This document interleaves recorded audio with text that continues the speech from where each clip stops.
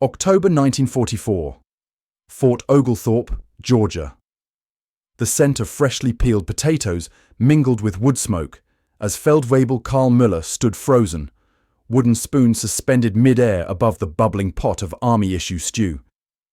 The American lieutenant's words seemed incomprehensible. "You'll be preparing meals for the women's compound starting tomorrow. Same rations, but they'll need proper German cooking." Women's compound? German women prisoners? After 2 years commanding field kitchens for Rommel's Afrika Korps, surviving artillery barrages while ensuring hot meals reached the front lines, Müller had never anticipated this peculiar challenge in captivity: cooking for captured German women. 3 days earlier, Army transport vehicles had arrived at Fort Oglethorpe carrying 73 German women, primarily captured in France following the Allied invasion. These women, nurses, radio operators, administrative personnel, and Luftwaffe auxiliaries known as Helferinnen, represented a logistical challenge for American authorities committed to Geneva Convention protocols.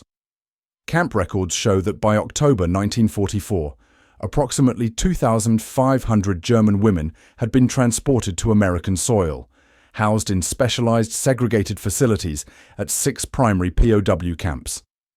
Fort Oglethorpe's women's compound, ringed by double fences and guard towers, housed female prisoners in barracks distinctly separated from the 3,800 male German POWs residing in the main compound. Müller's kitchen at Fort Oglethorpe exemplified American military efficiency. Daily provisions delivered each morning dwarfed what the Wehrmacht had provided even in the North African campaign's early days. Quartermaster records documented standard weekly provisions for 100 prisoners: 275 pounds of meat, 300 pounds of potatoes, 100 pounds of fresh vegetables, 50 pounds of sugar, 10 pounds of coffee, 30 dozen eggs, 50 gallons of milk.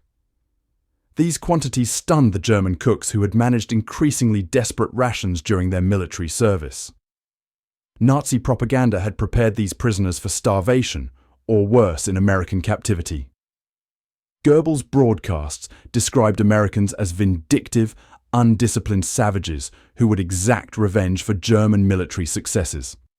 Instead, the first meal Müller and his staff prepared under American supervision included real coffee with actual sugar, scrambled eggs with bacon, toast with butter and jam, and fresh orange juice, a breakfast beyond imagination in wartime Germany, where ersatz coffee, made from roasted grains, had replaced real coffee years earlier, and fats were severely rationed at 21 ounces weekly per person when available. The American request to prepare culturally appropriate food for female prisoners introduced a new complexity. Women in German military auxiliary roles had maintained separate messing facilities in German service, typically with identical rations to male personnel, but prepared with greater attention to presentation and traditional cooking methods. Army intelligence recognized that familiar food would reduce resistance and improve cooperation among female prisoners, particularly valuable for intelligence purposes due to their administrative roles. The War Department's decision to transport German women prisoners to America, rather than maintaining them in European theaters, reflected both security concerns and manpower utilization strategies. Documented in War Department Memorandum 181W, July 1944, this policy acknowledged that properly treated prisoners could provide valuable intelligence and eventually return to Germany as witnesses to American strength and values, a psychological operation implemented through humane treatment rather than coercion. For Müller, trained in Berlin's prestigious Kempinski Hotel before the war, this assignment represented both professional challenge and profound disorientation. His culinary skills had deteriorated during years of military cooking with dwindling supplies.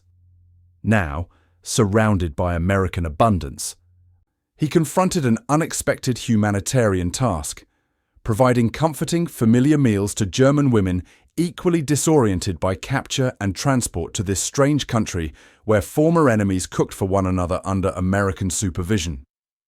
Setting down his wooden spoon, he replied to the American officer, "Jawohl, we will cook for our countrywomen. What supplies will be available?" August 1944. USS West Point, Atlantic Ocean. Oberleutnant Margarete Schultz clutched the handrail as the converted luxury liner rolled through moderate seas. The stateroom, designed for wealthy American travelers before the war, now accommodated 16 German women in tiered bunks. For Schultz, who had commanded 58 Nachrichtenhelferinnen, female signal auxiliaries, in a communication center near Caen, the contrast between feared captivity and actual treatment remained disorienting. 7 weeks earlier, American forces had overrun their position during the Normandy breakout. Nazi training had prepared them for rape, starvation, or summary execution. Instead, American MPs had processed them efficiently, segregated them from male prisoners, and provided the same field rations given to American troops. The Atlantic crossing revealed American logistical capacity that contradicted everything German propaganda had claimed about American shortages and inefficiency. The West Point, one of America's largest troop ships at 30,625 tons, transported 7,600 prisoners, while simultaneously carrying wounded American soldiers homeward. The German women, housed in dedicated sections with female American guards, received 3 meals daily from the ship's massive galley. Ship's records documented standard prisoner rations during the August 1944 crossing. 3,200 calories daily, including meat at every dinner, fresh bread throughout the voyage, and even occasional ice cream produced by the ship's own machines. Naval archives confirm that standard menus for prisoners match those provided to ship's crew, exceeding Geneva Convention requirements by approximately 42%. Throughout 1944, American transport ships moved 1,267 German women to stateside internment out of approximately 7,500 captured in European operations. Military Intelligence Service statistics show these women represented specific categories of military auxiliaries: 37% communications specialists, 29% medical personnel, 22% administrative staff, and 12% Luftwaffe flak helpers. Unlike Japanese and Italian women, mostly civilians in relocation centers, these German women held military ranks and had performed essential military functions, creating unique classification challenges for American authorities. The first German women arrived at Camp Shanks, New York, in April 1944, undergoing extensive processing before transfer to permanent facilities. Health records show that German women arriving in America displayed significant nutritional deficiencies.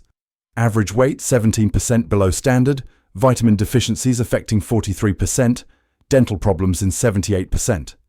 American medical personnel documented their surprise at these conditions among military personnel from a nation that claimed superior health standards. Initial medical processing included complete examinations, dental work, nutritional supplements, and immunizations, treatment identical to that provided to American WAC personnel. The journey by train from coastal processing centers to permanent camps, Fort Oglethorpe, Georgia, Fort Devens, Massachusetts, Camp Clarinda, Iowa, and 3 other specialized facilities, provided further education in American abundance. Railway dining cars served complete meals on china plates with metal utensils, contradicting propaganda claims about American metal shortages. German women accustomed to wooden ersatz utensils in late-war Germany noted this discrepancy in censored letters home. Even on trains, they use metal forks and real coffee cups, one Nachrichtenhelferin wrote to her family in Stuttgart. The Americans waste materials we consider precious. This observation, underlined by military censors, reflected the beginning of ideological reorientation through observed abundance. The specialized women's compounds created within larger POW camps adhered to Geneva Convention requirements while addressing gender-specific needs. Army quartermaster records confirm standard specifications: separate washing facilities with hot water, private toilet accommodations rather than communal facilities used in men's compounds, dedicated recreation areas, and appropriate work assignments. The Army allocated 15% more space per prisoner in women's barracks compared to men's facilities, a standard that exceeded that of German military women's accommodations in the field. These carefully planned facilities reflected American organizational capacity. providing appropriate gender separation within the larger POW system that eventually housed 425,171 enemy prisoners, including German, Italian, and Japanese personnel, throughout the continental United States. November 1944, Fort Oglethorpe Kitchen Facility. Feldwebel Müller surveyed the gleaming stainless steel preparation tables with barely concealed amazement. The American camp kitchen, with 6 industrial gas stoves, 2 40-gallon steam kettles, walk-in refrigeration, and mechanized mixing equipment, exceeded the facilities at the Kempinski Hotel, where he had trained before the war. The kitchen's weekly allotment of butter alone, 52 pounds for the women's compound of 73 prisoners, surpassed what his Wehrmacht field kitchen had received monthly for 200 men during the final North African campaign. American abundance manifested not merely in quantity, but variety. Fresh eggs, real coffee, whole milk, 12 types of vegetables, 6 kinds of meat, and fruits that had vanished from German tables years earlier. Herr Feldwebel, the Americans have delivered 5 whole chickens for today's meal, reported Gefreiter Werner, Müller's assistant, holding up birds that weighed nearly twice what German chickens had in recent years. And 20 pounds of real butter. Not margarine, not vegetable shortening, butter. The German cooks exchanged glances that mixed professional excitement with ideological confusion. How could a nation supposedly struggling with wartime shortages provide such ingredients for enemy prisoners? Camp records documented weekly deliveries to the women's compound kitchen. 175 pounds of meat, beef, pork, chicken, occasional lamb, 225 pounds of potatoes, 160 pounds of fresh vegetables, 100 pounds of fruit, 40 pounds of cheese, 52 pounds of butter, 30 dozen eggs, 45 gallons of milk, 40 pounds of coffee, provisions approaching pre-war German civilian consumption and exceeding late-war military rations by approximately 340%. Recreating traditional German dishes with American ingredients presented unexpected challenges. American flour behaved differently than German varieties, creating initial failures in bread and pastry preparation. American meat, less aged than European custom, required adaptation of cooking techniques. Yet these challenges paled compared to the psychological adjustment. Müller had prepared field meals from increasingly desperate supplies during the Africa campaign's final months, stretching rations, substituting ingredients, creating mock versions of familiar dishes.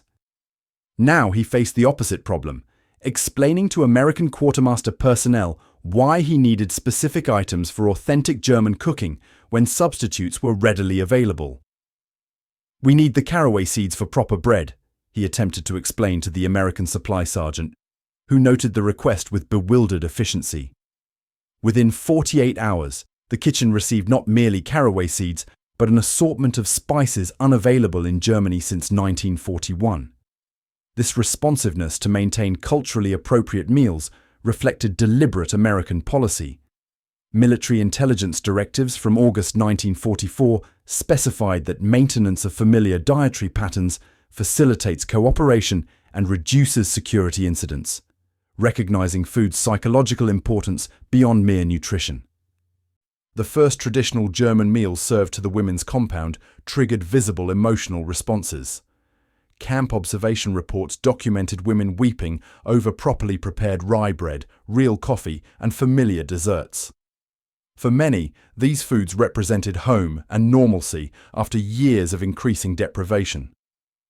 Helferinnen, who had subsisted on military field rations, now received meals surpassing what most German civilians could obtain, a fact not lost on the prisoners. "We eat better in American captivity than our families do in freedom," one woman wrote in a diary recovered during a routine inspection. This recognition of inverted fortunes, better conditions in enemy hands than under their own government, initiated profound ideological reassessment. American camp authorities maintained strict equality in rations between male and female prisoners, allocating identical caloric values while allowing the German cooks to prepare foods appropriate to each group. This equality itself conveyed democratic values that contradicted Nazi gender hierarchies. Daily menus averaged 3,400 calories. approximately 55% higher than German civilian rations in late 1944, and 30% above Wehrmacht standard field rations when fully supplied. The contrast between American abundance and German scarcity became increasingly evident as the women received letters from home describing deteriorating conditions in the Reich. While prisoners gained weight under American care, families in Germany faced increasingly desperate circumstances, creating cognitive dissonance that no propaganda could eliminate. The arithmetic of abundance, calculated in pounds of butter and fresh eggs, systematically dismantled years of ideological certainty. December 1944. Fort Oglethorpe Women's Compound Dining Hall. The aroma of fresh-baked Stollen. Traditional Christmas bread, rich with butter, dried fruits, and almonds, filled the air as Feldwebel Müller supervised its placement on serving trays. Medical reports documented the physical transformation of the German women over their first months in captivity. Average weight gain reached 11 pounds per person, with improved blood values, dental health, and reduced incidence of minor illnesses. Camp physician Captain Robert Mendelsohn noted in his December inspection report, "Female prisoners display remarkable physical recovery. Complexions improved, energy levels normalized. Psychological outlook measurably more positive. Regular nutrition has remedied deficiencies common upon arrival." The women's mess hall had evolved from merely functional to socially significant. Initially designed with military efficiency, long tables, bench seating, industrial serving stations, the space had transformed through small, permitted modifications. Hand-embroidered tablecloths covered sections of tables during special meals. Seasonal decorations, approved by camp authorities, marked holidays. These physical changes reflected deeper social organization developing among the prisoners. Meal schedules became the framework around which daily life revolved. Camp observation logs documented the formation of regular seating arrangements, conversation circles, and informal hierarchies reconstituting the social structures disrupted by capture and internment. Hauptmann Ingrid Weber, senior-ranking woman prisoner and former nursing supervisor, described this process in a censored letter permitted to the International Red Cross. "Our shared meals provide structure and community. We gather not merely for sustenance, but for connection to home and to each other. The familiar foods prepared by our countrymen remind us daily of who we are despite our circumstances." This sentiment, echoed in multiple prisoner accounts, demonstrated food's psychological importance beyond nutritional value. Weber's reference to our countrymen acknowledged the unusual relationship between the male German cooks and female prisoners, separated by compound fences yet connected through the cultural transmission of familiar foods. Military intelligence monitored these developing social patterns, documenting interactions during meals as indicators of morale, resistance potential, and ideological shifts. Report M3410, January 1945, noted, "Female prisoners display reduced hostility following implementation of culturally appropriate meal program." Conversation monitoring indicates increased references to American economic capacity and decreased references to eventual German victory. These observations confirmed the psychological impact of daily abundance on previously indoctrinated military personnel. The report continued. Subject discussions increasingly compare American provisions favorably to German conditions, particularly among communication specialists with recent European service experience. The physical layout of the dining facility itself conveyed democratic values contradicting Nazi hierarchies. Unlike German military facilities with separate officers' messes, American POW camps maintained unified dining for all ranks, providing identical rations regardless of former status. This equality of provision, Hauptmann Weber received the same food as the lowest-ranked Helferin, demonstrated American values without explicit indoctrination. Camp authorities permitted only minimal acknowledgement of rank during meals, primarily in seating arrangements rather than food allocation. A subtle but persistent reminder of different organizational principles. By early 1945, letters from Germany increasingly described deteriorating civilian conditions as Allied bombing disrupted food distribution and military requirements consumed remaining resources. The contrast between prisoners gaining weight in American captivity while families in Germany faced malnutrition created profound psychological impact. Censored correspondence reveals this growing awareness. "We worry for you with the food situation so difficult there," wrote one Nachrichtenhelferin to her parents in Dresden. "It seems strange that we eat eggs and butter daily while you struggle. This war has turned everything upside down." Camp censors documented increasing frequency of such observations, reflecting fundamental reassessment of wartime narratives. The German cook's role evolved beyond mere food preparation to cultural preservation and psychological support. Feldwebel Müller and his kitchen staff became unexpected conduits between American abundance and German cultural identity. Their success in recreating homeland dishes despite different ingredients demonstrated adaptability that would later influence post-war German reconstruction. Military records confirm that by February 1945, kitchen operations had standardized, producing 3 meals daily for the women's compound with consistent quality and minimal supervision. American authorities noted the professional pride evident among the German cooks, whose performance evaluations documented exceptional attention to detail and high morale despite captivity status. The shared experience of meals, the daily ritual of familiar flavors and communal gathering, created stability amid the disorientation of imprisonment and the collapse of previous certainties. March 1945. Fort Oglethorpe Camp Library. Nachrichtenhelferin Elsa Hoffmann stared at the American magazine spread before her, unable to reconcile its contents with her previous understanding of the world. Life magazine's photo essay on American wartime production displayed factories where thousands of women operated machinery, assembled aircraft, and manufactured munitions while earning independent wages. Beside her, Feldwebel Müller, permitted supervised library access to research American recipes, examined a different publication documenting agricultural yields. 7 million tons of sugar annually, he murmured, and 5 billion pounds of butter in 1944 alone. These numbers explain everything we've witnessed in the kitchens. The shared moment of revelation, documented by the observing MP in his daily report, exemplified the gradual ideological transformation occurring among the German prisoners.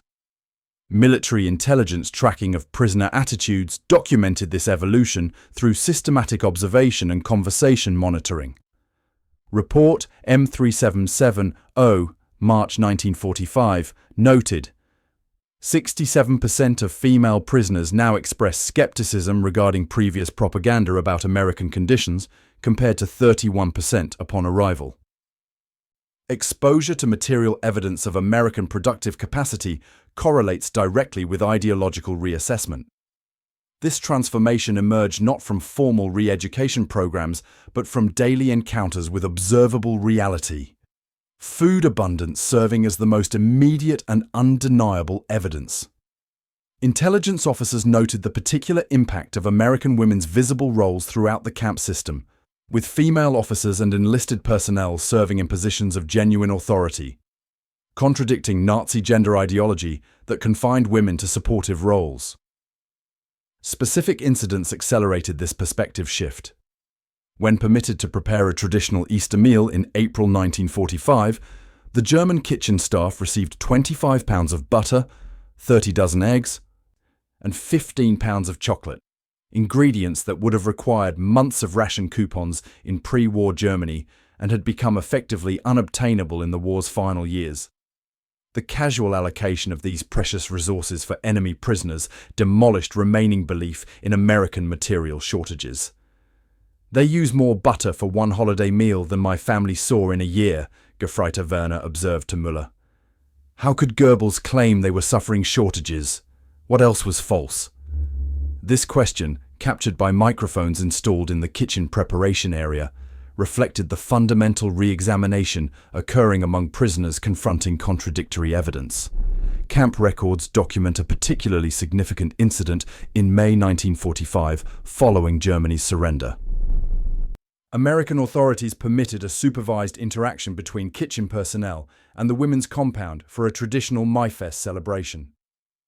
Observational reports describe the conversation between Hauptmann Weber and Feldwebel Müller. "We've been deceived about everything," Weber stated while surveying the abundant feast permitted for the occasion. "Look at what they provide even now, when they've won and have no need to impress us." Müller's response, recorded by monitoring personnel. "I've calculated that what we waste in this kitchen weekly would feed my entire family for a month in Berlin. This American capacity isn't propaganda, it's observable fact." As Victory in Europe celebrations occurred throughout the camp system, American authorities permitted German prisoners to listen to radio broadcasts and view newsreels documenting conditions in liberated concentration camps.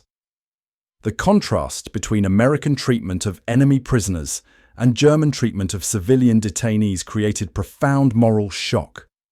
Intelligence assessments recorded sharp increases in prisoner cooperation following these revelations, with many women volunteering for permitted work assignments and participating in camp administrative functions. Report M4120, June 1945, noted, "Female prisoners increasingly separate their personal identity from the defeated regime, referring to Nazi leadership rather than our government in monitored conversations.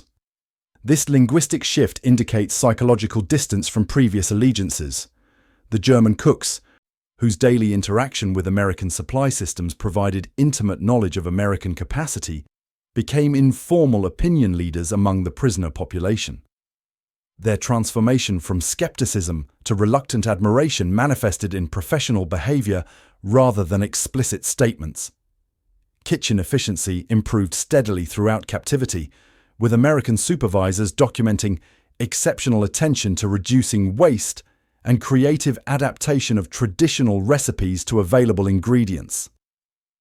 These professional adjustments reflected deeper acceptance of American material reality and recognition of German wartime deprivation as unnecessary rather than noble sacrifice.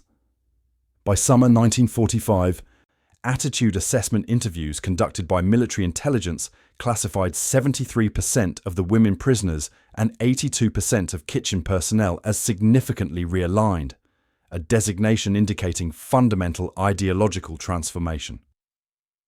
The experience of abundant food, prepared by their countrymen according to their own traditions, had systematically dismantled years of carefully constructed propaganda more effectively than any formal re-education program. September 1946. Bremen Port, American occupation zone, Germany. Helene Krauss, former Nachrichtenhelferin, clutched the small package of coffee beans as she stepped onto German soil for the first time in 26 months. Around her, fellow repatriates from Fort Oglethorpe carried similar parcels: coffee, chocolate, sugar, cigarettes, final gifts from American authorities before release. The contrast between these returning prisoners and the waiting German civilians was immediately visible. Krauss had gained 17 pounds during her American internment. Her skin was clear, her teeth repaired by American dentists, her uniform replaced with clean civilian clothing provided by the American Red Cross. The waiting civilians, hollow-cheeked, wearing patched and mended clothing, appeared as prisoners, while the actual captives returned looking like victors. This physical evidence of American abundance versus German deprivation couldn't be dismissed as mere propaganda. Military records document the systematic preparation of German prisoners for repatriation throughout 1946. Before release, each prisoner received complete medical examination, dental work, appropriate civilian clothing, and personal hygiene supplies. Most significantly, each was permitted to pack a food parcel weighing up to 5 pounds, a policy recognizing the severe shortages in occupied Germany, where civilian rations averaged 1,275 calories daily, compared to the 3,400 calories prisoners had received in American camps. These returning prisoners carried not merely physical supplies, but psychological transformation resulting from prolonged exposure to American material reality. Repatriation statistics reveal the scope of this transformation. Between 1945 and 1947, the United States returned 25,252 German military and auxiliary personnel to Germany, including 2,384 women who had served in military support roles. Military intelligence conducted exit interviews with approximately 65% of these prisoners, creating an extensive database of attitude assessment. Analysis of these records confirms that 77% of female personnel classified as significantly realigned, indicating fundamental revision of previous ideological positions based on observed experience. Most revealing were statements regarding future reconstruction. Germany must learn American methods of production and distribution, stated a former Luftwaffenhelferin in her exit interview. The solution is not conquest, but creation, building systems that generate abundance rather than merely redistributing scarcity. The return of female military personnel to devastated Germany created unique social dynamics. Unlike male prisoners who faced suspicion regarding military actions, these women often found themselves in educational roles, explaining American systems and methods to communities struggling with basic survival. Feldwebel Müller, repatriated in October 1946 to Berlin, later described this period in a 1967 interview. "We returned as reluctant ambassadors of American methods. I obtained work immediately in the occupation zone administration because I understood American food distribution systems. My experience managing an American kitchen with standardized procedures, portion control, and waste reduction became surprisingly valuable in managing scarce resources during Reconstruction." The impact extended beyond immediate physical needs to fundamental social structures. German women who had witnessed American women in professional military roles returned to a society where traditional gender limitations were temporarily suspended by necessity. The practical skills developed during military service, combined with their American captivity experience, positioned many former Helferinnen for administrative roles in the Reconstruction bureaucracy. Occupation authorities actively recruited former prisoners familiar with American systems, valuing their linguistic skills and cultural understanding. Records from the Office of Military Government, United States, OMGUS, document 347 former female prisoners employed in administrative positions by December 1947, representing approximately 14% of repatriated German military women. Perhaps most significantly, these former prisoners became natural constituencies for the Marshall Plan implemented in 1948.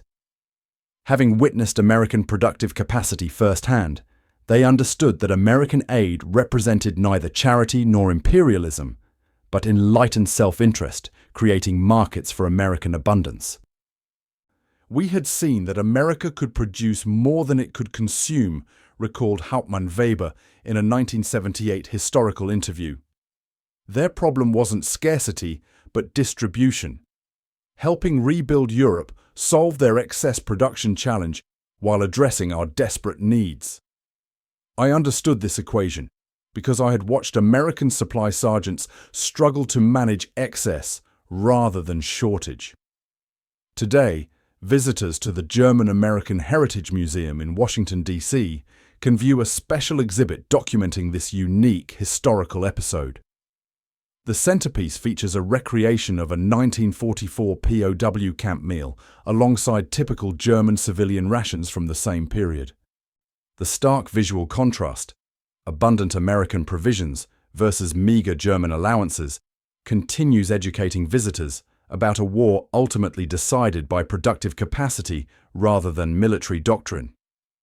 The German women who experienced American abundance as prisoners, and the German cooks who prepared their meals, became unlikely ambassadors of economic democracy, transformed by the simple yet profound experience of daily bread that required no ration stamps, coffee without substitute ingredients, and butter used without measurement or restraint. Their journey from Nazi military service to advocates of American productive methods represents one of history's most remarkable ideological transformations, achieved not through indoctrination, but through the undeniable evidence of everyday abundance.